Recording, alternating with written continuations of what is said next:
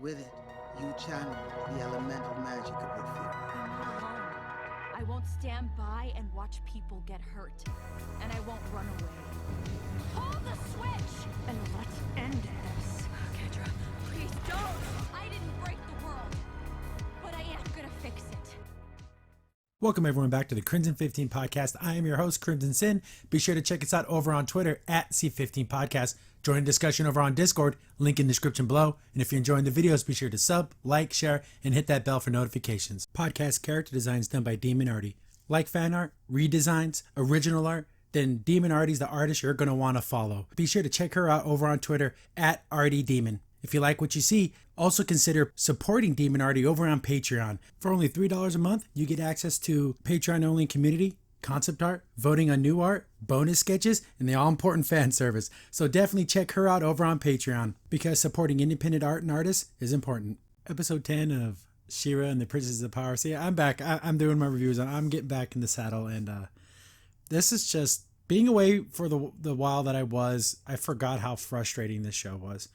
The animation's bad, and just that's just a given. But after looking at other things and watching other stuff, then coming back, it's just like, ugh, I forgot how ugly this show was. The frustration factor is at full tilt, because there's some good stuff here. There's moments where it's like, oh wow, that's really cool. I like this character development, but it happens too damn fast. Everything with Scorpia and Frosta, it's too fast. It went from you're my prisoner to you're my best friend in like 30 seconds. It's too quick. Double Trouble's back. Remember Double Trouble? Oh my goodness. But okay, let's just jump right in. We open up and it's Glimmer doing a spell, and Shadow Weaver's like, okay, make the circle, concentrate. And there's Double Trouble sitting in a chair, being a jerk. But that makes sense for them to be that way in this situation. So apparently I'm like, what's going on? Why is she practicing magic with Double Trouble in the room? Oh, she's trying to do a truth spell. So she does the sigil thing and makes the glyph and then shoots it out. It hits Double Trouble, and Shadow Weaver uses the correct pronouns. Do not allow them to distract you. But here's the thing. Without knowing, how does she know to say they? How? Does this magic spell also check the Twitter profile? Checks all the pronouns? If they weren't going to tackle that issue in show, then why did they even do it in the first place? There should have been a scene where Glimmer's like, get this guy out of here, Double Trouble, this man, get him out of here. And he's like, whoa, hold on, honey. You don't talk to me that way. I'm not, I want to be just, I don't like to use those words. I want to be identified as this. And you didn't have a whole thing where Glimmer's like, you're my prisoner, I don't care. And, even I can have Bo, but like, hey, that's human decency. If Double Trouble wants to be referred to as they, we should at least give them that respect of it, at least have that in the show. But no, it's just out there, and everyone's supposed to automatically know someone's pronouns just by looking at them. It should have been written into the show, and then it would have been something for kids to learn and stuff. Instead of it just being some stupid virtual signal, it should have been an actual like little plot point. But whatever, rant over. The spell doesn't work because we know it doesn't work. God Lord, we know it doesn't work. Let's look at all these silly faces Double Trouble makes. Yes, I can resist no longer. I shall tell you the truth. The truth is... Oh, that outfit really isn't working for you. Which is nice to see some dynamic facial features and everything, but it's so over the top and silly. It loses its impact because we know it's fake. It's like, Double Trouble's like, oh no, the spell, I can't resist it. Oh, and of course he's acting because he's a jerk. And he's laughing and he kind of makes fun of Glimmer. Like, oh, that outfit isn't working for you. I don't know. People seem to like it. It's okay. I like the shoulder things. I like the cape. I'm on and off about the hair, but it's funny that he's allowed to make fun of her physical appearance because Double Trouble is, identifies as non-binary. So I guess that gives them that status of, oh, I can make fun of other people, but if someone made fun of Double Trouble, oh, you're an evil person. I don't know, whatever. But it's not working. Glimmer is quick to anger. She's getting all pissed off. What's she gonna do? Beat up Double Trouble? Like, whatever. I like how Shadow Weaver really isn't helping. She just stands there and kind of lets the abuse happen because Shadow Weaver's got something up her sleeve. She's working some type of thing here. I wouldn't be surprised if she worked out something with Double Trouble to like betray everybody. But one of the generic guards walks in and goes, "Oh, we have a Adora's back, and she's calling a meeting." And, you know, you see, because remember, last time they met, they were super bad terms. They were fighting, and she never got to apologize or anything. So she's kind of surprised and glad that, oh, Adora's back. Then Double Trouble turns into Adora, and this makes no sense because it's stupid. Oh, she's calling meetings. Is she allowed to do that? Aren't you the queen? Well, she just got back. She's asking for an audience with the queen. What's going on here? Why is this an issue? Why does Glimmer, what? And then she does the big bouffon thing. There's a ton of anime characters that do this, making fun of her. But we see here, and then she, of course, she's all, and she just disappears. And Shadow Weaver's left with Double Trouble, which makes me think that maybe she's planning something with them. Who knows? We get to that scene where we saw the big light in the trailer, and come forth the savior.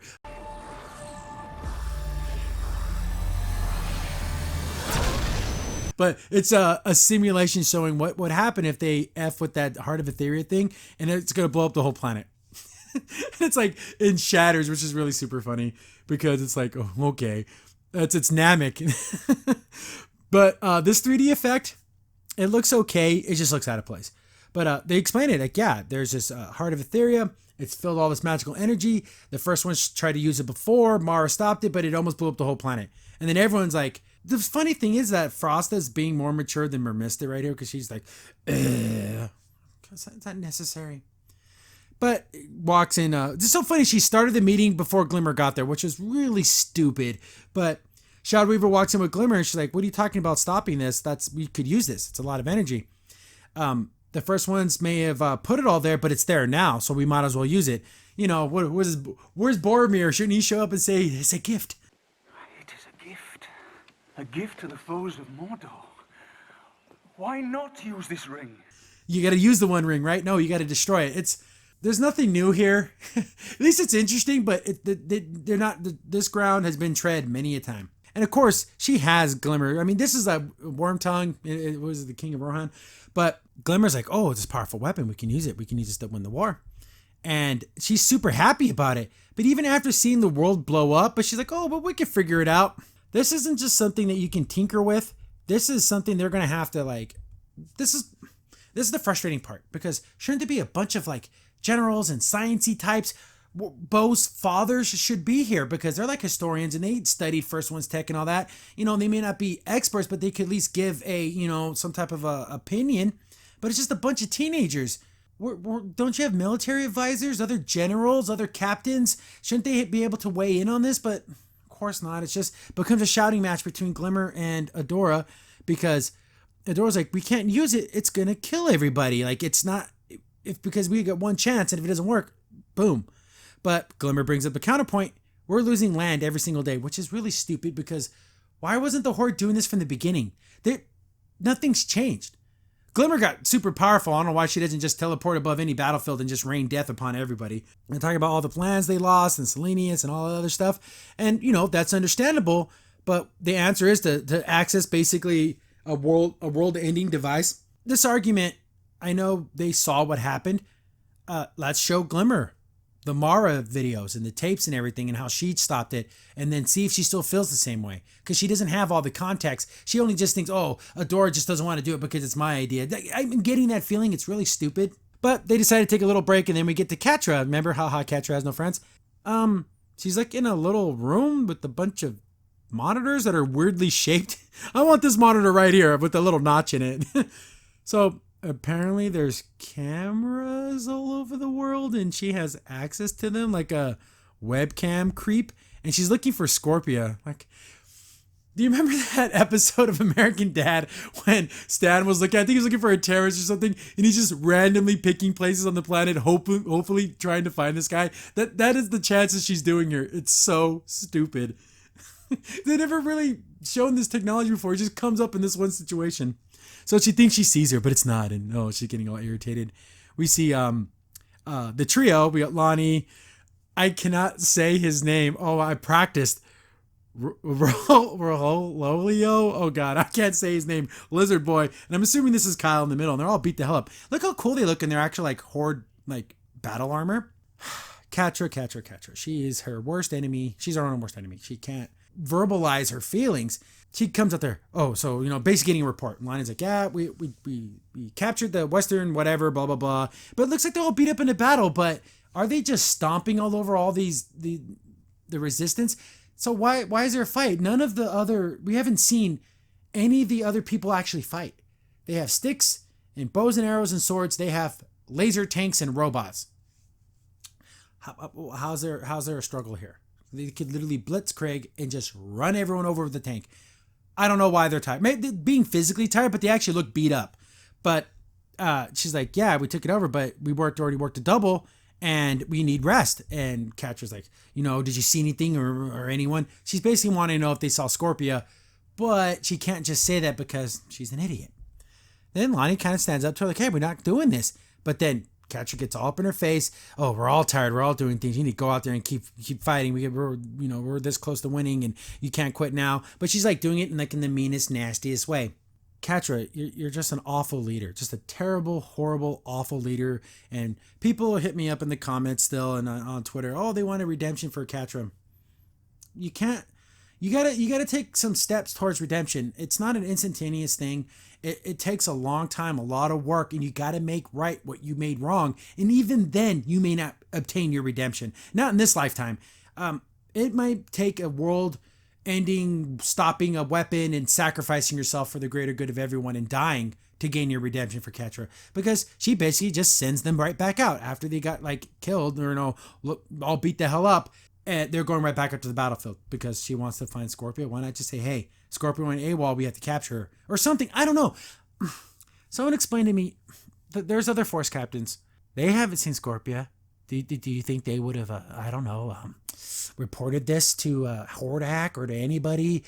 Doesn't she have soldiers under her? They don't have their sergeant or lieutenant. I don't know how that would, the structure works there. Somebody would know. I don't know. This is the frustrating stuff. Get back to the Princess Alliance of Dum Dums, and they keep showing the planet blow up. Mermista's rewinding it and replaying it.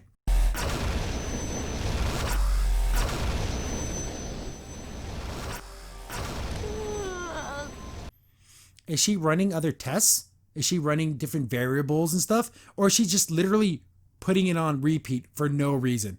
Someone explain this to me. But Mermista ain't no scientist. She's not trying to Bo should be the one saying, okay, what if we siphon off this much energy from this area, factor in this and boom, it still blows up. Okay, maybe if we do it from over here, but maybe use this much, and boom, it still blows up. He should be doing those kinds of things, but it's just Mermista playing with the turntable like a volume knob. They can't figure it out. Bo tries to be Bo, puts his hand on Glimmer's hand. Hey, I know we're going through a lot of stuff and we're losing a lot. And Glimmer's, pissed off and angry still. Well, of course, we've been losing every single day. We lose everything. There's just a lot of tension. There's a lot of, even though it's a little silly, it's understandable that they want to bring some lightness to it. They just do it wrong. Perfuma. Hey, did you guys check out Demon Artie's redesign of Perfuma? Isn't she just freaking adorable? Check that out. Isn't that great? Anyways, back to this Perfuma. And she's super nervous. Oh, do we use the evil energy magic or do we not? She makes a flower and then she's doing the whole, should I not? And pulling the leaves. Ugh, that's just bad. Then we get Frosta, which is kind of hey guys, why don't we call it a night? We've been here all night, and we'll be all refreshed in the morning. And I don't want to go to bed because it's past my bedtime because I don't have a bedtime. I gotta stay up late as I want. But you were good. You were good up to that point because it was a smart thing to say because everyone's frustrated, everyone's tired. Break. Let's go to bed. Wake up in the morning. We'll get back at this. Why add the bedtime part? Why do that? Why make it silly and stupid? You had the stupid flower thing. Let that be the silly thing, but they double down on the silliness. Mermista's all for blowing up using this power because she's pissed off she lost her kingdom. Maybe if you weren't playing, I don't know, stupid detective games and actually defending your people or had defenses or boats or something, or did she even have, is there an army, a sea army of anything? It's frustrating because it should have been a battle. Wouldn't it have been great if they showed up and they just lost the battle and you see, you don't have to see dead bodies strewn about, but show that there were ships being sunk or, giant Leviathan monsters and everything. Just nothing. They literally went to the sea gate and just blew it up because there literally was no defenses. So she wants to use this weapon. She doesn't care what it costs. Then Perfuma's still super upset and she's pulling the things and, oh my God, this could have been done so much better. Yeah, so much better. Swiftwind, God, every time he talks, oh, how come I don't get a chair? He just brings this up out of nothing. When everyone's fighting about like blowing up the planet or not, he's complaining about a chair. Oh, the new girl got a chair. I'm thinking new girl. I'm like, what? Because I haven't seen this. I took a break and I'm like, but Flutterina. I'm like, who the hell is he talking about? Scorpia's just in the room, sitting on Emily. Oh, I didn't get a chair. I'm just sitting on my robot. And everyone's like, what? But Adora knows who Scorpia is. And they just like think she's some random horde soldier. And she shows up peacefully. And she's like, hey, I need your guys' help. I need to talk to you. But then they just freak out and start attacking her. Why? She literally is sitting on a robot and she had her hands up and she's smiling and the way she's talking. At least they would have been like, whoa, what's going on? What are you doing here? She just like walked in. There was no guard. She snuck in. This 6'5" gigantic scorpion woman with a robot snuck in. These Bright Moon guards are the absolute worst guards in the flippin' world. But then they start this weird little fight scene where she keeps trying to say, please, I'm not trying to fight you. Please don't attack me. And they keep attacking her. And Mermitz is like, oh, Fisher Lady, like hits her with some water. Why wouldn't Frosta instantly just freeze her? Whatever. Frosta makes a big old ice punch and oh my goodness. This is for ruining Prince's prom. Remember that awful episode? The writers ruined Prince's prom, honey, not Scorpia. And she dodges and they're running away and this should be cool, but it's not. She like does the Sub-Zero freezes the ground, slips up Emily. Emily starts rolling like a ball, ooh, and knocks into Scorpia. And these are the kind of comedy gags that I never liked. These kind of gags because the action. This is how I would do it. They show the outside part and it's all peaceful and everything, and then she busts through the door and then the music starts up again. This works when there wasn't action previously. Like it should have happened when they first saw Scorpia. Then it just kicks out to the outside scene. Then the action starts up. You don't go action, calm, action. I don't. That's how I would not set it up that way. But they end up outside in the garden and Scorpia's not even fighting back. And they're like throwing all kinds of energy and everything at her. And she's like easily dodging it. Like, how are they missing so damn much? But Emily's going to protect Scorpia. And it starts shooting lasers at their feet. So it's like you can tell it's being defensive because why would it shoot at their feet? But then it shoots at actual She-Ra, which is stupid because if it was trying to be defensive, it just gives her, I don't know, lightsaber laser bouncing powers. For some odd reason, Perfuma goes behind her. And I didn't even actually see this happen. It just happens really quick. But she's like, whoa, I believe her because she's not fighting back. But her stinger, she accidentally stings her to like, knock her out. So like, oh my God, she attacked Perfuma, get her. That's just so dumb. But then she's like, please, don't, you're my guys. Obi-Wan, you're my only hope. You guys are my only hope. We have to save Entrapta. And then mentioning Entrapta's name gets everyone to freeze. So I'm like, well, thank you. You should have said that from the beginning. Get back to the catcher looking at random images. And some of these are the same exact images she looked at before. And these are scenes that we've seen from other episodes. Like, here's the dock of that bar. And I'm thinking, so they just set a camera there. Just on a tripod? How does any of this work? This is so stupid. They don't ever bring it up again. But she's looking around looking for her. Then, she thinks she hears Scorpia. But she sees them outside. And it's just soldiers talking around. Again, look at these OCs. And they're just talking. This guy's like freaking gorgeous. look at this guy. He's freaking handsome McHandsome. It's ridiculous. And not Scorpio, but Catra is like, they're like talking and kind of laughing and joking around, and she's getting pissed off. She walks down there and sees they have it's the trio again, and Lonnie's like, oh damn, we ain't going out a fourth time. She grabs Lonnie, you're coming with me, we need to talk. Gets her in the little room, and she's like, what are they talking about? She's like, what are you talking about? Are they laughing at me? And then Lonnie gets that look like, ooh, the Catra's going crazy. Gonna look at Catra's face. She's like going out of her damn mind. She's like, everyone's really tired, Catra. Not saying no one's laughing at you, you weirdo. But she's like, yeah, we just need some rest and everything will be fine. And then Catra's like, no, everything is fine. If everything was fine, then Scorpio would be here. And then Lonnie's like, whoa. And she doesn't ask. This is where there could have been something here. If Catra would have been a decent human being, a decent person, this is where Lonnie would be like, whoa, what's going on? Where's Scorpio? Is there something wrong with Scorpio? But she never even she never says anything because one, she's freaked out, and two, she's scared, and three, why should I help you? You're a bitch. Sorry, cover your ears, but she's an out and out horrible bitch. So she doesn't want to help her. But then, Catra slips back into her like, I'm going to laugh it off. Haha, get the hell out of here. Just leave like everyone else does. Get out of here. Well, you ordered her to leave. Trust me, if she would have if Catra would have been more like, Scorpia went AWOL. She left. I don't know where she went. We got to find her. And then I think Lonnie, even after everything that Scorpia has done to her and her team, she would have been like, well, we can find her. Because Scorpia's an idiot, but everyone knows she's a good person. She has a good heart. So they wouldn't want to just leave her stranded because for as much as Lonnie knows that she got captured, she got lost in a battle, something went down. So she would want to save her. But Catra can't take that next step of being a decent person. And Lonnie's not going to go meet her halfway because you're just so awful. But whatever. Catra, you idiot. Sends her on her way, and then she tries to contact Double Trouble. And she keeps hitting the pad. Double Trouble, are you in? Double Trouble, respond. And he doesn't because they don't because they've been captured. Snaps the stupid data pad, throws it on the ground. Get back to Scorpia, and of course it's really funny that the only person who got hurt was Perfuma, and it was with the little like knockout poison, which I don't even know how long it lasts. But they tie her up, and they tie up Emily, and Scorpia apologizes. But even she like smiles nervously, but then puts like a little flower like to like stop her stinger, which I thought was kind of fun. Glimmer is like, Horde Soldier, what are you doing here? And then we see that Scorpia looks over at Shadow Weaver like, hey, I know you, but she doesn't say anything. And it's like, oh, all this stuff is starting to make sense. She's starting to figure things out. Because like, how did they get into the Horde? When they attacked the portal and everything, like she's starting to figure out, oh, they use Shadow Weaver. That's how they knew everything. And then Catra's gonna, when Catra finds out I left and Shadow Weaver's here, and then even the mention of Catra gets Adora like all perked up.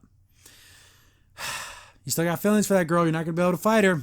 When it comes down to it, she's not going to be able to do what needs to be done.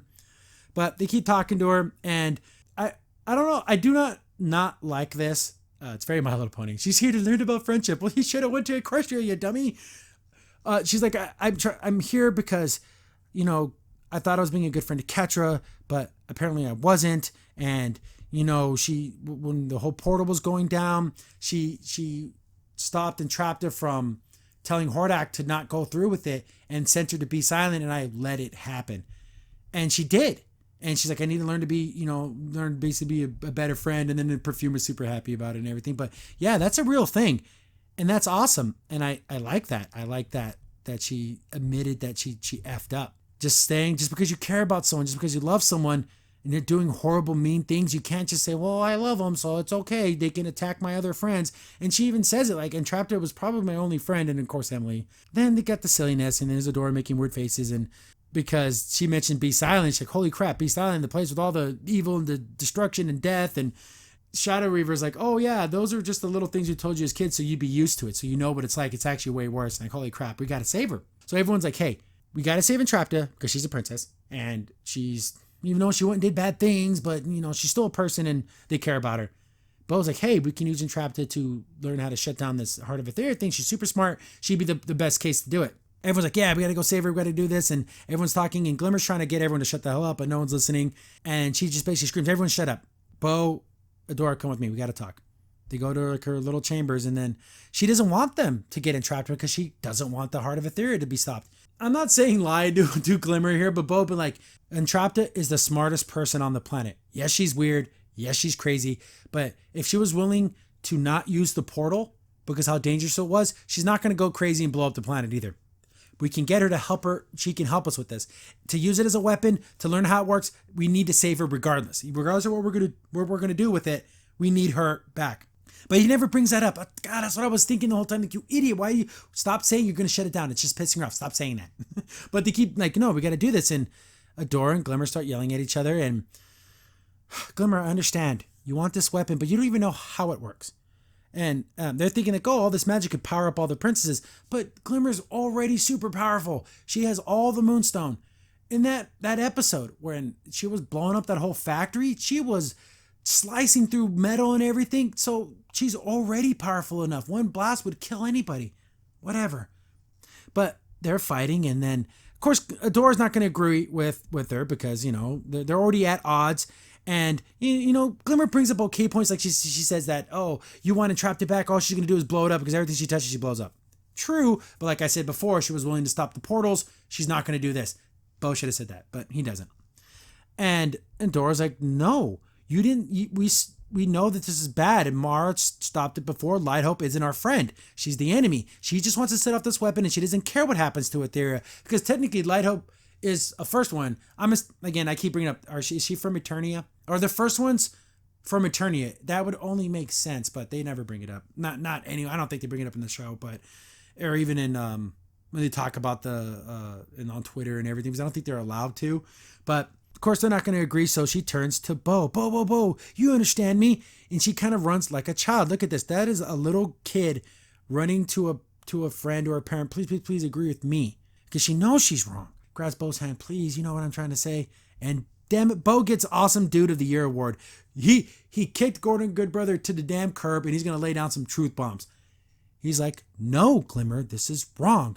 Well, you don't trust me? It's not that I don't trust you, Glimmer. You are wrong about this. You don't know. You weren't there. We saw the footage. We saw what Mara went through. This is a deadly weapon that will kill everybody. Then, she gets kind of makes a fist like, oh, you're going to try to fight me? I don't know. I'm a different kind of guy. I'm not a Dora. But if you make a clenched fist at me, you're telling me you want to fight me. And there would have been some furniture moving around this damn room. But she's like, well, okay, whatever. I'm still queen and I order you not to. And I'd be a Dora. I'm like, I ain't no citizen of Bright Moon. Bo might be, but I'm not. And, I don't know. I would have escalated things. I don't know. You don't talk to me that way.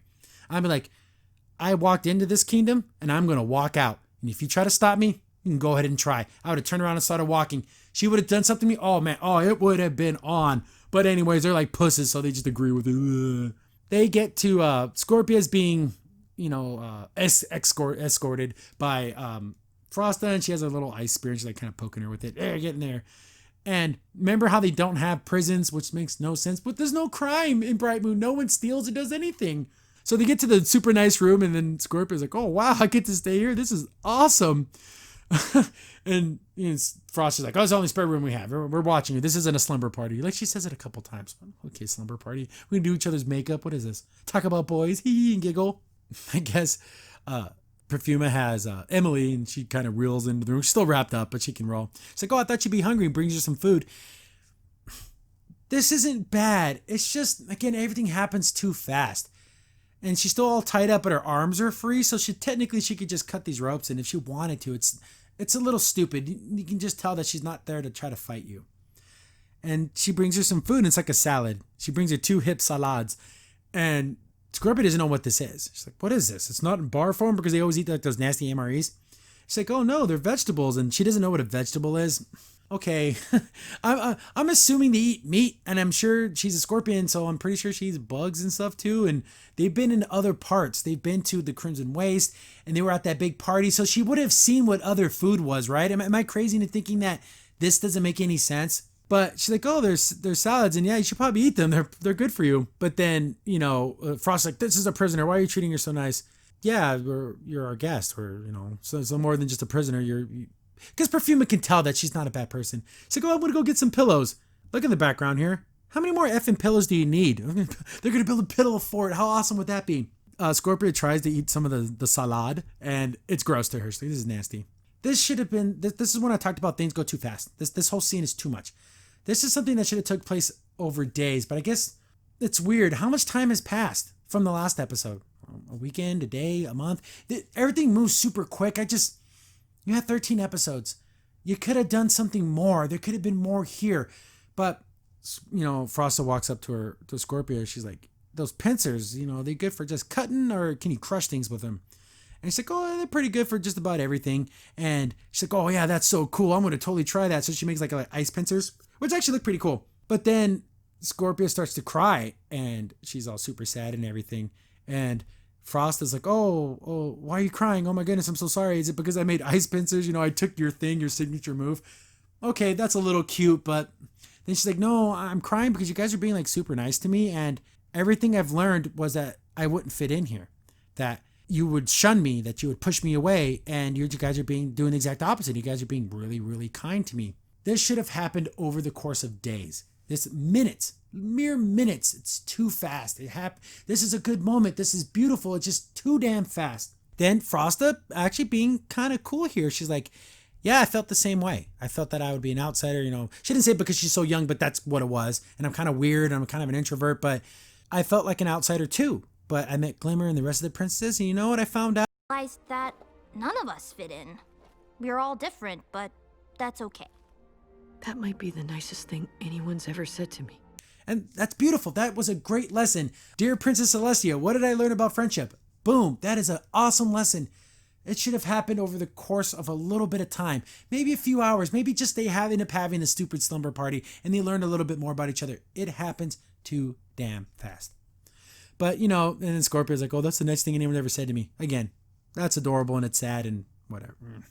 I want to like this so much, but there's so many problems. Frost, of course, puts on the mean face again. She's like, well, I'm watching you. I'm taking first guard. So if you want, you know, I'm going to be here all night. So if you want to talk, you know, I'll talk back to you. But, you know, because you're still my prisoner. Okay, haha, we totally get it. Get back to crazy girl. Get back to, I just laugh at Catcher because she could just easily solve all her problems, but she won't do it. I'm guessing Hordak's talking to Catcher. He doesn't have any other generals, no other force captains. No one else can report anything. So how's the seaboard or whatever? Oh, everything's under control, Hordak. And like she's like almost being robotic in her answers. And you know we're moving inland and doing all this stuff. He goes, okay, good job. Boom. Thing turns out, but the whole place is destroyed. So she went crazy, like Kylo Ren, and just busted up everything. Then she takes off her little face mask.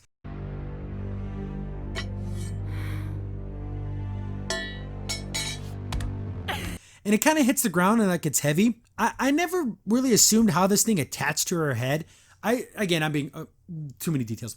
Like there should have been like if you look at like hair bands, there's like little comb parts that would dig into the hair and that's what holds it in place. But what's holding this?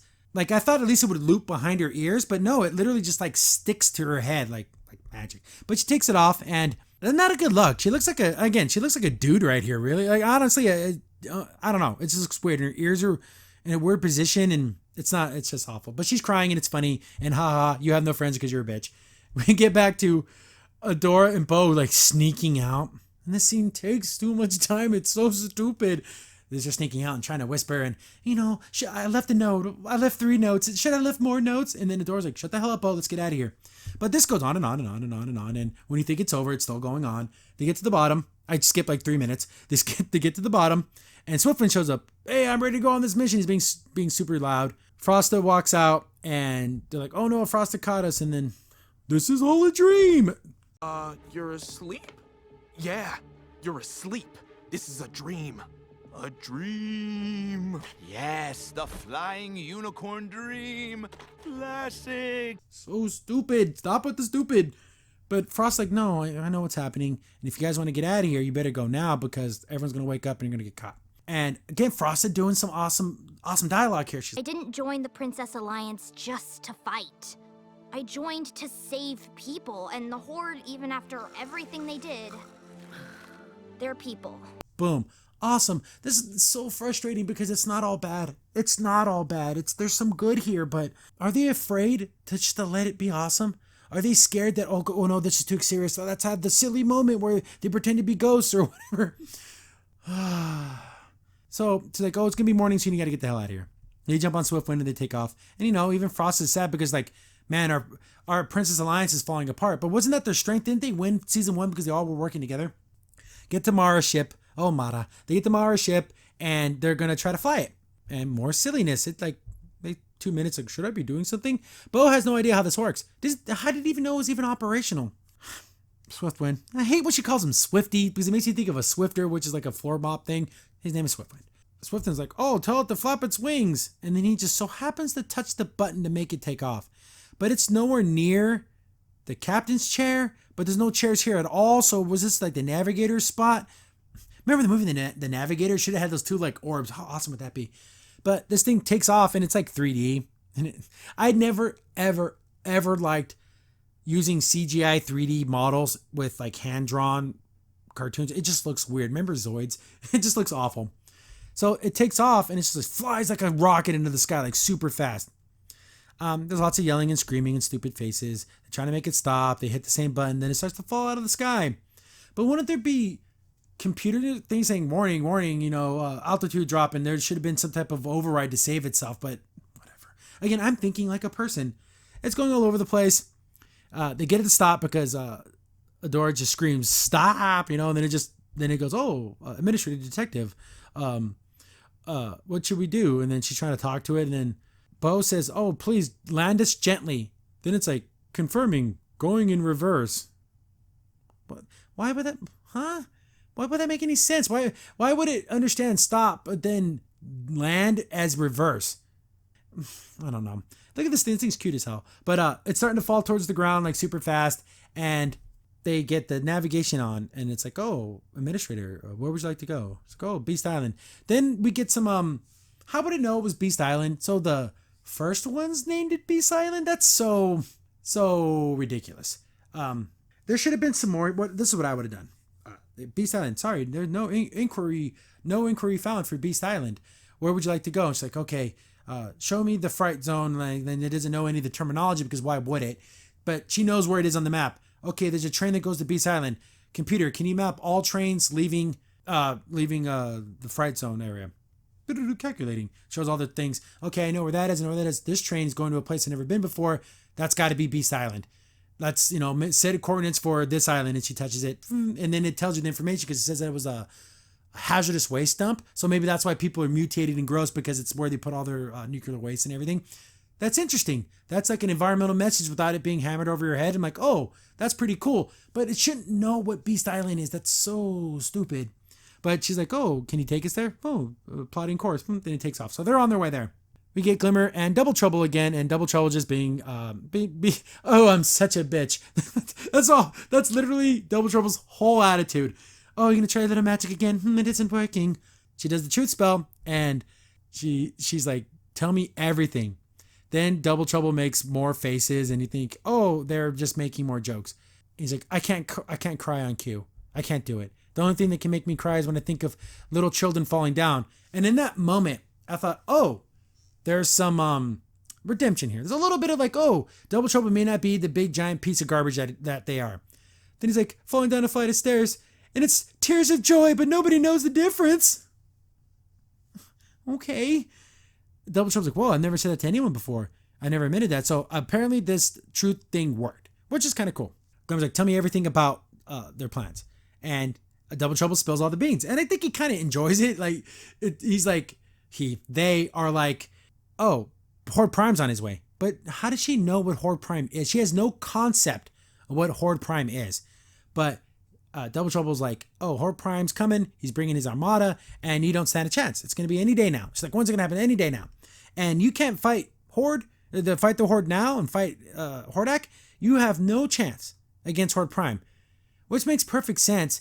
I don't know how they're going to introduce this guy, but it makes no sense to me that he wouldn't just fly over, contact Horde, the Horde. "Oh, so how's it going? We almost had the planet conquered." He'd be like, "That's wonderful, whatever. Gather up all your troops, land on a boarding thing, and we're going to just blast the planet from outer space." Because why wouldn't he? Whatever. Then Glimmer's like, "Oh no, I got to tell my friends." Starts teleporting all over the place. All her friends are gone. All your friends left you, haha. Then she so happens to see Mara's ship take off. It's so stupid. Shadow's like, "You can still stop them." Well, how? Blow them out of the sky? Like, what? No, they don't trust me that they can do it on their own. I have no friends. So Catra is going through this whole, like, I have no friends. Everyone hates me. Glimmer's going through the same exact thing, but it makes no sense for Glimmer because whatever. And I'm going to do this on my own. So she's going to go talk to Light Hope. Let me guess. Light Hope's going to first not talk to her, but she's like, "I need access to the weapon." And then Light Hope's like, "Okay, this is going to be my only chance to activate this thing. I'll just use this. We'll use a Queen Tubber to get this done." It's so dumb. And she's standing in front of the fortress thing, the Crystal Castle, and that's the end of the episode. There's some decent stuff here. It just happens too fast. It's just frustrating. I love the fact that the little moments with Scorpia, and she's talking about how she was a bad friend for letting Entrapta get captured and being hurt, and I just stood by. Beautiful. 10 out of 10. That's amazing stuff. But then all the stupid silly stuff like perfume and pulling the flowers and, "Oh, it's not my bedtime." Just leave it out. You don't need it. It's not. What does it add? Does anyone think, "Oh God, this was too awesome. Give me some silly, crazy crap. Oh, thank God. We're back to under mediocre. Oh, whew, thank God for silly Swiftwind jokes. You could have done something good here. It could have been actually great, but they just can't. They can't get over themselves. It has to be a fear. They are too scared to be great. But I don't know what Glimmer plans to do, or even if this thing can even be done. She just thinks, oh, what do? Put your hands around it and it gives you power. She has no idea how this works. Everyone's trying too hard, too fast. They need to understand what this is before they can learn how to use it or not use it. Maybe they can't even shut it down. What if it's a thing where they're gonna have to siphon off the magic and it's like a boiler room. I'm thinking you can't just shut it off. You have to let the steam out. You got to let it slow down. But everyone's just doing whatever the hell they want, and better, I guess, because this is the thing. When you get to the end of a season, you kind of barrel towards the finale. So things feel more important. Things have more weight to them. So that alone makes these episodes, quote unquote, better. But yeah, it's better than the first 8 or 9 episodes. So I don't know. Get back in the swing of things. Probably going to try to finish this series out within this week or next. There's a bunch of holidays coming up, but definitely going to be done before mid-December. There's only 13 episodes, so 3 more? But yeah. Glimmer, I don't like you anymore. People ask me about that, like, oh, you liked her? When she was starting to get her powers and be powerful and everything, I know she was kind of getting on the edge, but I liked that she was doing something. Now she's abusing power and just being an idiot and trusting people that she has there's nothing in the world that means that she could trust Shadow Weaver, but whatever. Shadow Weaver should sneak in and steal that power at the end. That'd be great. But this one, just okay. Pretend like you don't know. Are they laughing at me? Yes. 1,000 times yes. Crimson Sin here. Thanks for watching the video. If you're enjoying the content, be sure to sub, like, share, and hit the bell for notifications so you don't miss a single upload. If you have any tips or story ideas, hit us up on Twitter at C15 Podcast, or better yet, join our Discord server, link in the description below.